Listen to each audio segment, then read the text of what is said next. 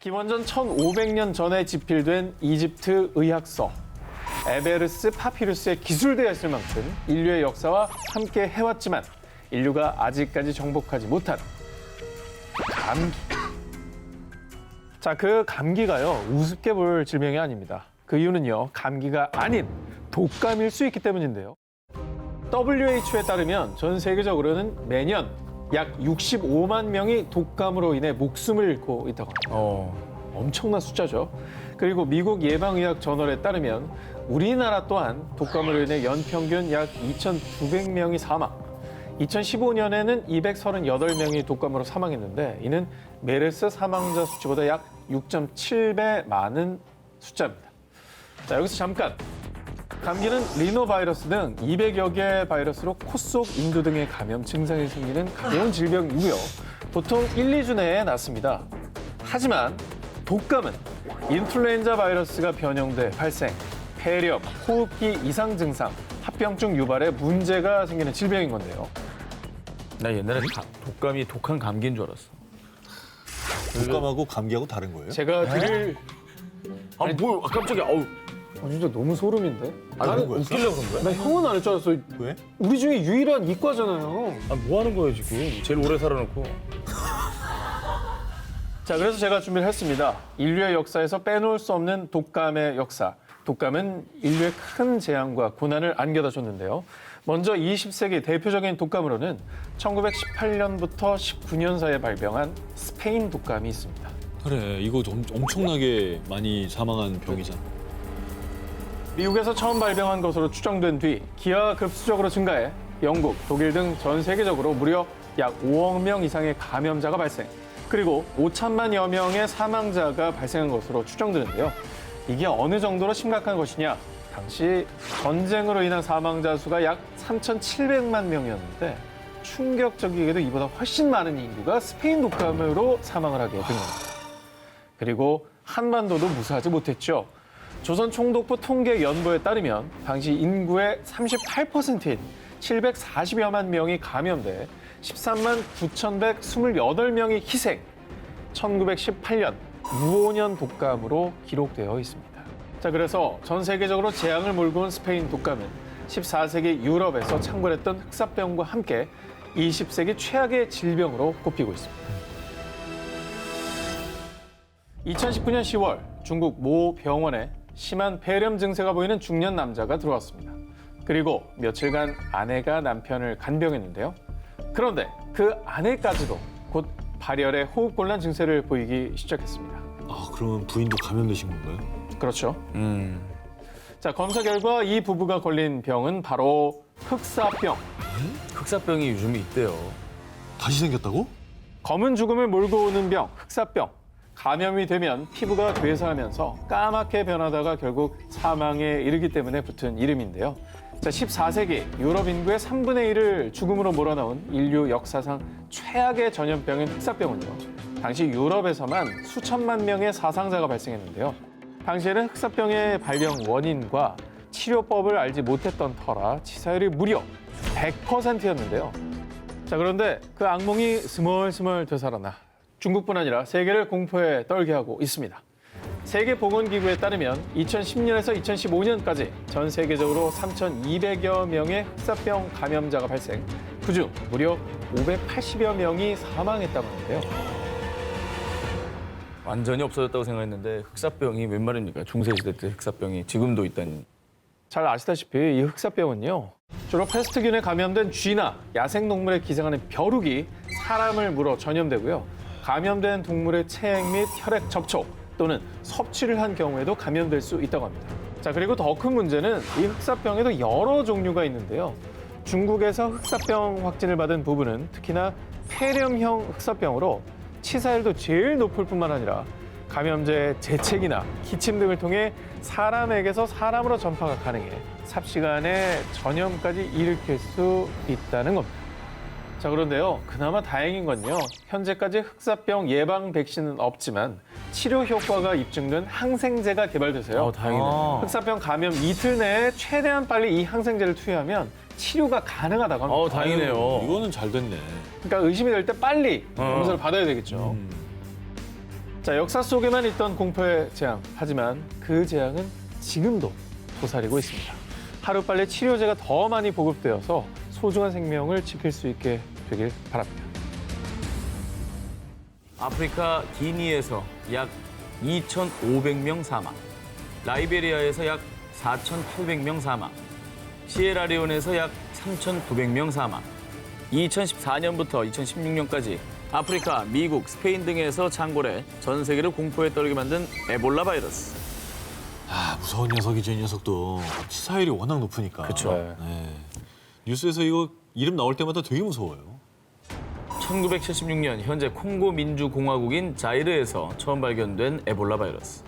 에볼라 바이러스는 사람뿐 아니라 원숭이와 침팬지 등 동물들에게도 감염되는 인수 공통 감염병인데요. 과학자들은 과일 박쥐와 고릴라 등 동물들에게서 전파된 것으로 추측하고 있지만 현재까지도 정확한 원인과 감염 경로가 밝혀지지 않고 있습니다. 그게 빨리 규명돼야 치료제도 나오고 네. 좀 더 연구가 진전이 될 것 같은데 안타깝습니다. 일명 죽음의 전령사라 불리는 에볼라 바이러스. 감염 증세가 심할 경우 출혈열로 인해 내부 장기와 주사를 맞은 피부 부위와 코와 입, 결막에서 출혈이 발생. 아휴. 그리고 결국엔 바이러스가 신장과 간 같은 장기에 침투해 결국 사망에 이르기까지. 치사율이 최대 90%에 달한다고 합니다. 아, 90%면 정말 거의 다 한 거네. 거의 다 걸리면 이제 정말 죽음을 생각해야 되는 그런 무서운 병인 거죠. 이 에볼라 바이러스로 인해 1976년 콩고 민주공화국에서만 318명의 감염자 중 88%인 280명이 사망했고요. 그리고 2014년엔 서아프리카를 중심으로 미국, 영국, 스페인 등지까지 창궐해서요. 2016년까지 2년여간 전 세계적으로 약 28,600명의 감염자가 발생했습니다. 그중에 약 11,300명의 사망자를 기록했다고 합니다. 당시 해외 언론들은요. 세계 최악의 에볼라 위기라고 보도하며 전 세계가 에볼라 바이러스 공포에 휩싸였습니다. 자, 그러던 2016년 6월 세계보건기구인 WHO에서 에볼라 바이러스 종식을 선언하며 위기를 넘기나 했지만 또다시 에볼라가 확산. 에볼라 바이러스의 공포는 끝날 듯 끝나지 않고 있습니다. 아이고, 그러면 아직도 진행 중인 거예요? 진행 중이죠. 정말 다행히도 2019년 미국에서 개발한 백신이 전 세계 최초로 WHO의 인증과 EU 조건부 승인을 통과, 올해 안으로 공급될 예정이라고 합니다. 아, 진짜 다행이다. 백신이 나왔네, 그래도 다행히. 하루빨리 좀 많이 공급이 돼야 될 것 같아요. 지금 이 시간에도 지속되고 있는 에볼라 바이러스의 공포, 부디 비상사태가 아닌 영원한 종식 선언이 전해지는 그날이 오길 바랍니다. 에이즈, 혈액과 더불어 세계 3대 감염병으로 분류되며 아주 오랫동안 수백만, 아니 수억 명의 사람을 사망에 이르게 한 무서운 질병이 있죠. 말라리아. 말라리아는 진짜. 교과서로 배웠던 기억나요? 말라리아는 하도 공포스러워가지고. 자, 급성열성 질환인 말라리아는요. 말라리아 원충에 감염된 얼룩 날개 모기에 물리면 감염되는 전염병으로요. 고열, 호흡곤란, 구토를 동반하다가 이내 마비, 쇼크 등 급성 뇌증으로 이어지고요. 심각하면 사망에까지 이르게 되는데요. 자, WHO 보고에 따르면 2017년 기준 전 세계적으로 말라리아 감염자는 무려 2억 1,900만여 명, 사망자만 43만 5천여 명으로 추정된다고 하는데요. 정말 충격적이게도 말라리아는 현재 전염병 중에서요. 지구상에서 가장 많은 사망자를 낳는 아주 위험한 질병입니다. 말라리아 확산이 심각했던 2000년에는 무려 100만 명이 넘는 사상자를 낳기도 했다고 하네요. 어우, 100만 명이면 진짜 엄청나네요. 근데 오랫동안 이토록 많은 사람들이 이제 고통을 받고 있는데 왜 이 말라리아는 퇴치가 안 되는 겁니까? 자, 궁금하시죠? 네네. 자, 아시다시피 말라리아 맥의 유충은 오염된 물에 많이 기생하는데요. 그런데 나이지리아, 콩고 등 아프리카 지역에서는 깨끗한 물이 오히려 부족하다 보니까 이 말라리아 모기가 득실거리는 이 오염된 물에서 목욕도 하고 또 이를 식수로도 사용하다 보니 안타깝게도 말라리아 감염 위험에 많이 노출될 수밖에 없습니다. 물을 가려서 뭐 먹으라고 할 수도 없고. 그런 상황이 아닌 거죠. 절대적으로 모자라니까. 자, 그런데 말입니다. 말라리아가 정말 무서운 이유. 아무리 치료제를 개발을 해도 치료제 내성을 가진 원충이 계속해서 등장을 해버린다는 겁니다. 현재 가장 효과적인 것으로 알려진 아르테미신인 항말라리아 약제가 있는데요. 하지만 이미 여기에 내성을 가진 말라리아가 출현했다고 합니다. 자, 그리고 우리나라도 역시 간과해서는 안 될게요. 우리나라가 OECD 국가 중에서 말라리아 발생률 1위라고 합니다. 어우, 전혀 몰랐어요. 그래요? 전혀 몰랐어. 현재 우리나라에서도 매년 500에서 600명 이상의 말라리아 감염자가 발생하고 있는데요. 아니, 우리나라 꽤 위생 개념도 선진적인 걸로 알고 있는데 왜 말라리아 노출이 저렇게 돼 있죠? 자, 주로 아프리카 지역에서 발병하는 열대 말라리아와는 달리 한국의 토착 말라리아가 따로 있습니다. 토착 말라리아는 비교적 사망률이 낮고 치료가 쉽지만요. 면역력이 약한 사람이 감염되면 중증으로 악화될 수 있다고 합니다. 자, 수억 명의 인류를 위협하는 말라리아. 더 이상 소중한 생명을 잃지 않게 말라리아가 정복되는 그날이 하루빨리 오기를 고대합니다.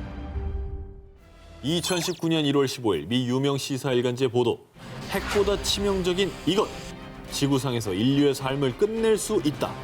이 무시무시한 경고를 한 이유는요. 탄저균 때문이었습니다. 이거 지금도 뉴스에서 봤던 기억이 나고 최근에 뭐 시사 뉴스로도 많이 등장했었잖아요. 공포스러운 이름입니다. 이 탄저균은 소량이라도 공기 중에 노출되면 흡입한 사람의 혈액 내 면역세포를 손상시켜서요. 고열과 오한 등의 증상이 나타나다가 심각한 호흡 곤란과 쇼크를 유발, 심하면 사망까지 치사율이 무려 80%에 달하는 아주 강력하고 치명적인 균입니다. 그런데 제1차 세계대전 당시 독일을 시작으로 일본, 영국 등 여러 국가에서 아주 경쟁적으로 탄저균을 생화학 무기로 개발한 겁니다. 그래서 무기화된 탄저균은 하얀 분말 형태로 만들어져서요. 일명 공포의 백색 가루로 불리게 된 거죠.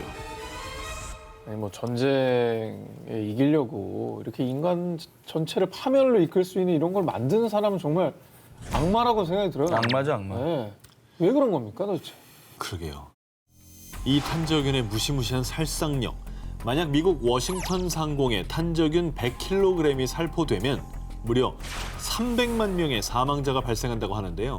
1945년에 일본 나가사키에 투하된 원자폭탄보다 무려 약 50배 이상의 파괴력을 지닌 거라고 합니다. 생화 무기는 진짜 사람만 죽이는 거잖아요. 그렇죠. 굉장히 고통스럽게. 네, 너무 고통스럽게. 더 끔찍해요, 저는 이게 더. 근데 이게 실제로 사고가 있었습니다. 1979년 러시아의 생물 무기 생산 공장에 사고가 나면서 소량의 탄저균이 노출됐는데 이때 감염된 사람 79명 중에 무려 68명이 사망하는 사건이 발생하기도 했습니다. 소량인데. 네, 정말 소량인데. 그러니까 정말 끔찍해요. 더 큰 사고로 번졌다면은 상상도 하기 힘든 소량이 아니었다면. 그런 일이 발생했을 것 같다는 생각이 드네요. 근데 반인륜적인 생물학 무기 전쟁은 정말 이거는 뭐 전쟁 자체가 일어나면 안 되겠습니다만 이건 진짜 반인륜적인 거예요. 지킬 건 지켜가면서 예. 해야 될 것 죄 같습니다. 없는 사람들이 너무나 많이 죽습니다. 자국의 이득을 위해 혹은 자국을 보호하기 위한 명목으로 악용되는 탄저균.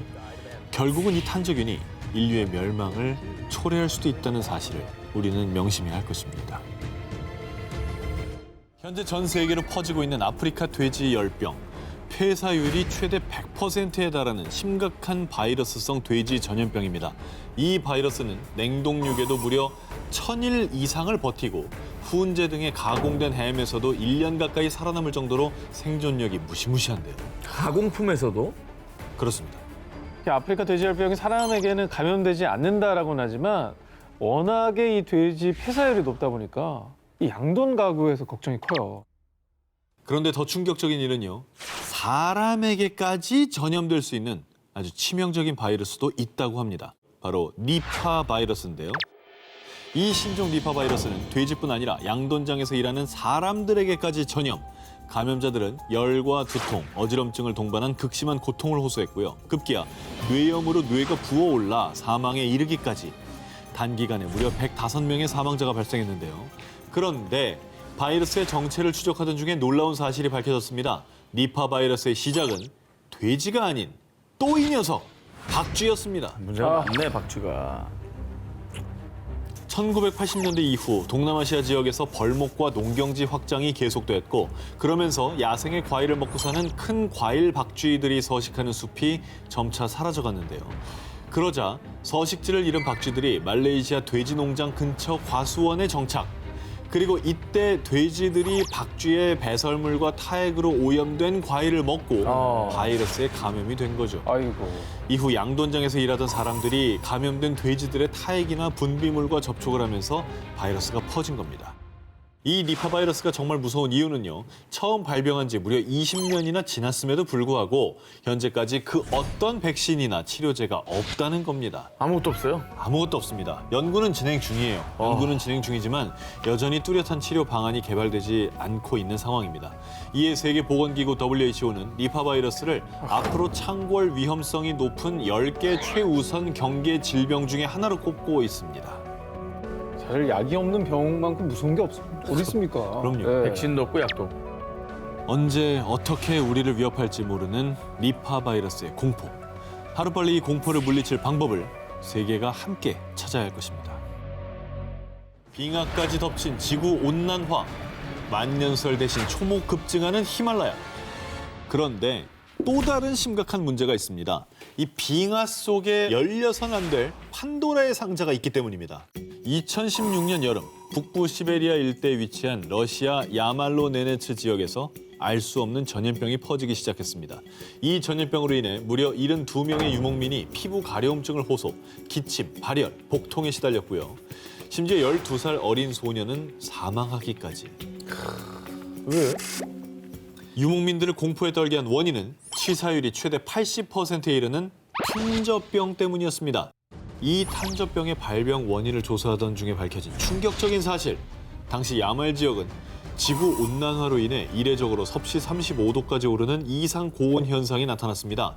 온도 상승으로 오랜 시간 얼어있던 토양층, 영구동토층이 녹으면서 한 동물의 사체가 드러났는데요. 조사 결과 75년 전인 1941년경에 탄저균에 감염돼 폐사된 동물이었던 겁니다. 그러니까 토양에 얼어붙은 채 갇혀있던 동물 사체 속의 탄저균이 지구온난화로 표층이 드러나면서 사람에게 다시 전파가 된 겁니다. 균의 생명력은 엄청나구나. 그냥 죽지도 않아? 그러니까. 실제로 바이러스 연구자들은요. 지구온난화 영향으로 얼어있던 병원체들이 되살아나면서 인류를 위협하게 될 것입니다. 라고 전했는데 앞으로 계속 빙하가 녹게 된다면 그야말로 빙하 속 판도라의 상자가 열리는 거죠. 야, 그 안에 어떤 균이 있을지 아무도 모르니까. 모르죠. 너무 무섭네. 실제로 2013년부터 2015년까지 총 4종류의 고대 바이러스가 발견됐고요. 그리고 올해 1월 중국 티베트에서 15,000년 전 만년설 속에 잠들었던 고대 바이러스 33개를 발견했다고 하는데요. 이 중에 28개는 기존에 발견되지 않은 새로운 바이러스들이라고 합니다. 그러니까 옛날에 있었지만 없다고 생각하고 우리가 본 적도 없는 새로운 건. 그렇죠. 진짜로. 네. 전문가들은 만약 고대 바이러스들이 활성화된다면 돌이킬 수 없는 대재앙이 발생하게 될 것이라 예측하고 있는데요. 앞서 말씀하신 어떤 탄저, 제2, 제3의 탄저병 사태가 일어날 수 있다는 걸 우리가 간과해서는 안 되겠네요. 언제 어느 때 빙하 속 판도라의 상자가 열려 우리에게 끔찍한 재앙으로 다가올지 모릅니다. 동남아시아 여행을 계획한다면 정말 조심해야 할 게 있습니다. 동남아시아를 집어삼킨 공포의 바이러스, 바로 지카 바이러스와 댕기열인데요. 한두 개가 아니구나. 그래서 여행지에 도착해서 로밍 딱 키면 제일 먼저 대기업에서 안전 문자 이렇게 오잖아요. 네. 지카 바이러스랑 뭐 댕기열 꼭 주의를 해야 된다. 뭐 긴 소매 입어라, 긴 바지 입어라 이런 네. 거 오죠. 특히 뭐 모기 기피제. 임신부, 그다음에 돌아온 다음에는 꼭 증상이 발견되면 1339로 신고해라. 이런 문자까지. 국내에서도 첫 댕기열 감염자가 신고된 2001년을 시작으로 급기야 2013년에는 250명을 돌파. 국내 감염자들의 주요 감염 발생 지역은 역시나 동남아시아였다고 합니다. 자, 그렇다면 동남아 여행 중에 현지 풍토병인 지카 바이러스 또 댕기열의 감염을 피하기 위해 가장 조심해야 할 게 무엇이냐? 바로 모기입니다. 1947년 우간다의 지카 숲에서 처음 발견된 지카 바이러스는 2007년 태평양을 횡단해 2016년에는 브라질까지 집어삼켰는데요. 지카 바이러스의 핵심 매개체는 이집트 숲모기로요. 이 모기에 물려 지카 바이러스에 감염되면 두통, 발열, 근육통, 피부 발진 등의 증상이 나타나고요. 가장 심각한 건 만약 임산부가 지카 바이러스에 감염되면 머리와 뇌가 정상보다 작은 선천성 기형, 소두증인 아이를 출산할 확률이 높다는 겁니다. 너무너무 무서운 것 같아, 정말. 그렇죠. 그리고 이집트 순모기가 퍼뜨리는 또 다른 공포의 전염병. 지난해 필리핀에서만 1000여 명의 사망자를 낳은 댕기열. 이 댕기열은 고열을 동반한 급성 열성 질환으로요. 두통과 근육통과 함께 초기에는 신체 전반에 붉은 반점이 나타나고요. 그 뒤 목 부위의 림프샘이 비정상적으로 커지면서 코피나 잇몸 출혈, 혈변 증상이 유발되는데 아, 무섭다. 네, 엄청 고통스럽다고 하더라고요. 그랬죠. 예, 고열에 그 정말 혈변까지. 미국 질병통제예방센터에 따르면요. 매년 4억 명 정도가 이 댕기열 바이러스에 감염된다고 합니다. 이게 모기가 굉장히 작잖아요. 근데 이 안에 정말 무시 못할 엄청난 병들이 존재할 수도 있다는 거 아니겠습니까? 주의를 해야 되겠어요.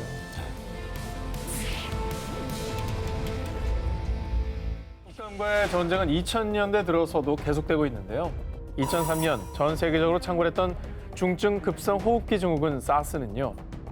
홍콩, 타이완, 베트남, 미국, 캐나다 등 전 세계 30여 개국에서 창궐, 전 세계적으로 총 8천여 명의 감염자와 774명의 사망자가 발생했습니다. 그 바이러스가 얼마나 무서운 건지 그 공포를 알게 해준 계기가 되기도 했어요, 저 때는. 네. 자, 그리고 지금까지도 사스는 정복되지 않고 백신이 개발되고 있는 상황이고요. 그리고 2009년 사스의 공포가 가시기도 전 이번에는 신종플루가 재앙을 몰고 왔죠. 발병지인 멕시코 그리고 미국, 한국 등에서 무려 18,000여 명이 사망했는데 자, 불행 중 다행으로 신종플루는 백신이 개발되어서 현재는 일반적인 계절 독감으로 분류가 됐다고 합니다. 다행이네요, 이거. 그나마 다행인 소식이네요. 네. 자, 그런데 말이죠. 2020년 현재 코로나19만큼이나 맹위를 떨치고 있는 게 있습니다. 바로 미국 독감. 미국 질병통제예방센터에 의하면 2019년부터 2020년 2월까지 미국 내 약 2,600만 명 이상의 감염자가 발생하고 사망자 수는 14,000여 명을 넘어섰다고 하는데요. 이 무시무시한 전염성 때문에 미국 테네시주 녹스빌을 비롯해 일부 학교들은 임시 휴교령을 내리고 노스캐롤라이나주의 윌슨에선 병원 방문을 제한하기로 했습니다. 근데 진짜 이게 동시다발적으로 너무나 많은 게 좀 터지고 있어가지고 인류에게는 숙제가 많아지고 있는 것 같아요. 이게 하나만 잡기에도 좀 버거워 죽겠는데. 정말 전 사회적인 공포심을 불러일으키고 있는 건데요. 네네. 자, 독감과 감기가 큰 병이 될 수 있습니다. 시청자 여러분들 이제 감기 증상이 있으면 그냥 좀 견디면 낫겠지라고 생각하지 마시고 꼭 병원을 가셔서 일단 감기인지 독감인지부터 좀 구분하시고 네. 정확한 처방을 좀 받으시기 바랍니다. 지난 2017년 9월에 전해진 충격 보도. 한반도 생물 안보 위협. 한반도를 덮친 위협적인 존재는 바로 붉은 불개미였습니다. 어찌나 피해가 극심했는지 살인개미로까지 불렸던 녀석입니다. 붉은 불개미, 크기는 약 2.5에서 6mm에 불과합니다. 하지만 꼬리 부분에 치명적인 독성 성분인 솔레놉신이 포함된 날카로운 침이 있는데요.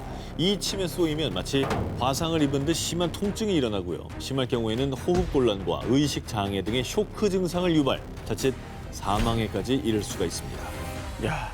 이 남미가 원산지인 붉은 불개미는요, 현재 세계 자연보호연맹에서 지정한 세계 최악의 외래 침입종 중에 하나입니다. 1930년대 미국을 시작으로 호주, 뉴질랜드, 필리핀, 일본, 중국 등 전 세계로 계속 확산되고 있는데요. 정말 무서운 녀석인 게 이 붉은 불개미가요, 식물의 씨는 물론이고요, 심지어 새 둥지를 공격해서 어린 새를 잡아먹기까지 합니다. 이 식성이 어마어마해요. 아니, 새를 어떻게 먹어?